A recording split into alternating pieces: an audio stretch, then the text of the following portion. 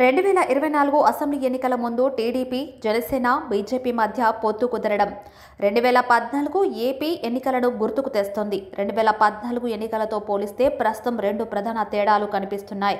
మొదటిది జనసేన పోటీలో నిలవడం కాగా, రెండోది జగన్ సోదరి షర్మిల నాయకత్వంలో కాంగ్రెస్ ఎన్నికల బరిలోకి దూకుతుండటం. ఈ రెండు మినహా మిగతా అంతా సేమ్ టు సేమ్ అన్నట్టుగా పరిణామాలు చోటు చేసుకుంటున్నాయి. 2024 ఏపీ అసెంబ్లీ ఎన్నికల్లో టీడీపీ, జనసేన, బీజేపీ కూటమిగా బరిలోకి దిగడం ఖాయమైంది. బీజేపీతో పొత్తు విషయంలో చంద్రబాబు నాయుడు, పవన్ కళ్యాణ్ చేసిన ప్రయత్నాలు ఫలించాయి. వచ్చే అసెంబ్లీ ఎన్నికల్లో ఈ మూడు పార్టీలు కలిసి పోటీ చేయనున్నట్లు ప్రకటించాయి. బీజేపీకి ఎన్ని సీట్లు కేటాయిస్తారనే విషయాన్ని అధికారికంగా ప్రకటించకపోయినప్పటికీ బీజేపీ 6 అసెంబ్లీ స్థానాలు, 6 లోక్సభ స్థానాల్లో పోటీ చేస్తుందని, జనసేన 24 అసెంబ్లీ, 2 లోక్సభ స్థానాల్లో పోటీ చేసేలా ఒప్పందం కుదిరిందని తెలుస్తోంది.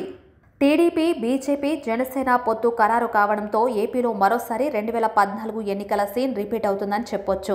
2014 ఎన్నికల్లో టీడీపీ, బీజేపీ కలిసి పోటీ చేయగా జనసేన పోటీ చేయలేదు. కానీ ఎన్డీఏ కూటమికి పవన్ కళ్యాణ్ మద్దతు ప్రకటించడంతో పాటు ప్రచారం సైతం నిర్వహించారు. ఆ ఎన్నికల్లో ఒంటరిగా పోటీ చేసిన వైఎస్ఆర్సీపీ స్వల్ప తేడాతో ఓటమి పాలైంది. 2014లో ఏపీలో ప్రత్యేక పరిస్థితుల నడుమ ఎన్నికలు జరిగాయి. రాష్ట్ర విభజన నేపథ్యంలో కొత్తగా ఏర్పడే రాష్ట్రానికి అనుభవం ఉన్న నాయకుడి అవసరం ఉందని, రాష్ట్రం అభివృద్ధి చెందడానికి, విభజన హామీలు నెరవేరడానికి కేంద్రంలో అధికారంలో ఉండే పార్టీతో సఖ్యత ఉండాలని టీడీపీ ప్రచారం చేసింది. ఒకవైపు పొత్తు ఫిక్స్, సీట్ల సర్దుబాటు కొలిక్కి రావడంతో విజయవాడలో కేంద్ర మంత్రి షేకావత్తో ఏపీ బీజేపీ అధ్యక్షురాలు పురంధేశ్వరి భేటీ అయ్యారు. సీట్లు, అభ్యర్థుల ఎంపికపై గంటన్నర పాటు చర్చించారు. చర్చల సారాంశాన్ని ఢిల్లీ పెద్దలకు కేంద్ర మంత్రి షేకావత్ వివరిస్తారని తెలిపారు పురంధేశ్వరి. రాష్ట్ర పార్టీ నివేదికను కూడా ఇప్పటికే అందజేశామన్నారు. సీట్లపై కేంద్ర పెద్దలు ప్రకటన చేస్తారు. 2-3 రోజుల్లో ఉమ్మడి పార్టీల ప్రకటన ఉంటుందన్నారు పురంధేశ్వరి. సీట్లతో పాటు పోటీ చేసే స్థానాలపై కూడా చర్చించినట్లు తెలుస్తుంది. విజయవాడ ఎంపీ సీటు బీజేపీ అడగడంతో టీడీపీ నో చెప్పినట్టు తెలుస్తుంది. అరకు, విశాఖ, రాజమండ్రి, నరసాపురం లేదా ఏలూరు, రాజంపేట, హిందూపురం సీట్లు బీజేపీ అడిగినట్లు సమాచారం అందుతుంది. బీజేపీ ప్రపోజల్స్లో ఉన్న విశాఖ లేదా రాజమండ్రిలో ఏదో ఒకటి మాత్రమే టీడీపీ ఇచ్చే యోచనలో ఉన్నట్లు సమాచారం. ఇక జనసేనకు మాత్రం బాలశౌరికి మచిలీపట్నం, పవన్ కోసం కాకినాడ దాదాపు కన్ఫర్మ్ అయినట్టు తెలుస్తుంది. అరకు నుంచి కొత్తపల్లి గీత, రాజమండ్రి పురంధేశ్వరి, నరసాపురం రఘురామకృష్ణరాజుతో పాటు నరేంద్ర వర్మ పేర్లను పరిశీలిస్తుంది బీజేపీ. అలాగే తిరుపతి రత్నప్రభ లేదా నిహారిక, హిందూపురం సత్యకుమార్, రాజంపేట కిరణ్ కుమార్ రెడ్డిని బరిలో దింపే అవకాశాలు కనిపిస్తున్నాయి. ఇక అనకాపల్లి, ఏలూరుపై క్లారిటీ లేకపోవడంతో ప్రస్తుతం చర్చలు జరుగుతున్నాయి.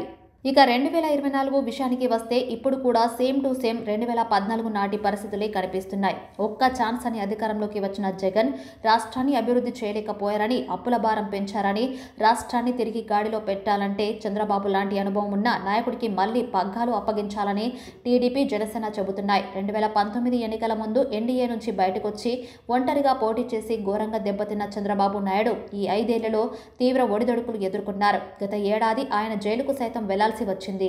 ఈ ప్రత్యేక పరిస్థితుల్లో ఏపీలో పొత్తులో భాగంగా టీడీపీ, జనసేన, బీజేపీ మధ్య సీట్ల సర్దుబాటు కొలిక్కి వచ్చింది. పొత్తులో భాగంగా జనసేన, బీజేపీ కలిసి 31 అసెంబ్లీ స్థానాలకు, 8 ఎంపీ స్థానాలకు పోటీ చేస్తుంది. వీటిలో జనసేన నుంచి 21 అసెంబ్లీ, 2 లోక్సభ స్థానాలు కాగా బీజేపీ 10 అసెంబ్లీ, 6 ఎంపీ స్థానాల్లో పోటీ చేస్తుంది. ఇక టీడీపీ 144 అసెంబ్లీ, 17 లోక్సభ స్థానాల్లో పోటీ చేసేందుకు నిర్ణయం తీసుకుంది. అయితే జనసేన 24 అసెంబ్లీ స్థానాల్లో పోటీ చేస్తుందని చెప్పినప్పటికీ వాటిలో 3 స్థానాలను బీజేపీకి త్యాగం చేసింది జనసేన. ఇక ఉండవల్లి చంద్రబాబు నివాసంలో సుమారు 8 గంటల పాటు చర్చించిన కేంద్ర మంత్రి గజేంద్ర సింగ్ షేకావత్, జనసేన పార్టీ అధినేత పవన్ కళ్యాణ్, బీజేపీ జాతీయ నేత బైజయంత్ సీట్ల సర్దుబాటుపై ఏకాభిప్రాయానికి వచ్చారు. 3 పార్టీల ఉమ్మడి ప్రకటనను అటు చంద్రబాబు, ఇటు పవన్ కళ్యాణ్ విడుదల చేశారు. 2014తో పోలిస్తే ఏపీలో ఇప్పుడు 2 తేడాలు స్పష్టంగా కనిపిస్తున్నాయి. అందులో ఒకటి జనసేన ఎన్నికల్లో పోటీ చేస్తుండటం కాగా, రెండోది అప్పుడు దాదాపు తుడిచిపెట్టుకుపోయిన కాంగ్రెస్ ఇప్పుడు షర్మిల నాయకత్వంలో పోటీలోకి దూసుకొస్తుంది.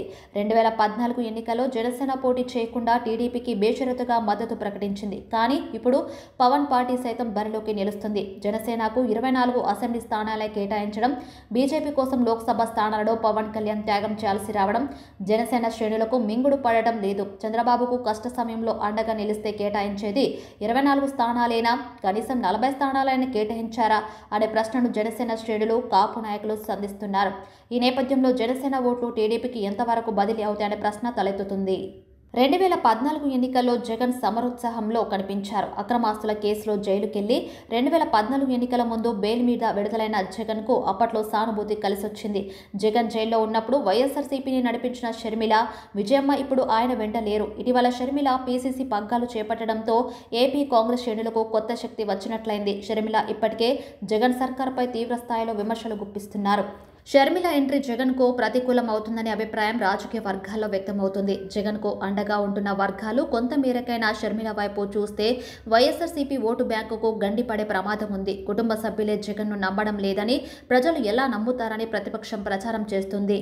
స్థూలంగా చెప్పాలంటే 2014 నాటి పరిస్థితులే ఇప్పుడు ఏపీలో కనిపిస్తున్నాయి. అయితే ఓటు బదిలీ అనేది కూటమికి కీలకం కాగా షర్మిల రూపంలో జగన్కు కొత్త తలనొప్పి మొదలైంది. మరి ఈ పరిస్థితుల్లో సిద్ధమంటున్న వైఎస్ఆర్సీపీ, యుద్ధం అంటున్న కూటమి మధ్య పోరులో గెలిచేది ఎవరనేది మరికొద్ది రోజుల్లో తేలనుంది. మొత్తంగా పొత్తులు, సీట్లు సర్దుబాటు కావడంతో అభ్యర్థులు ఖరారు చేసే పనిలో పడ్డాయి 3 పార్టీలు. 2-3 రోజుల్లోనే లిస్టు ఫైనల్ చేయనున్నాయి పార్టీలు. మరి రిజల్ట్ ఎలా ఉంటుందో చూడాలి.